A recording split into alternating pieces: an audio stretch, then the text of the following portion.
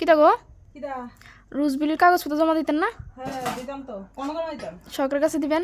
সরকারের কাছে টিয়া তো দিতেছে শুনছি। সরকার কাছে আসলে নিয়ম নেই আপনি কোন সরকারের কাছে সরকারের নাম কিতা কোন কি মুখ্যমন্ত্রী চিফ মিনিস্টার না প্রাইম মিনিস্টার না গীতা গীতানি কয় গীতা কয় অর্থমন্ত্রী কেডা এটা কোন কোন মন্ত্রী কাছে কাগজ জমা দিতাম কোন মন্ত্রী দিব টেহা আগে কোন নাম কোন আমনে আরে একটার কাছে দিলেই হইব।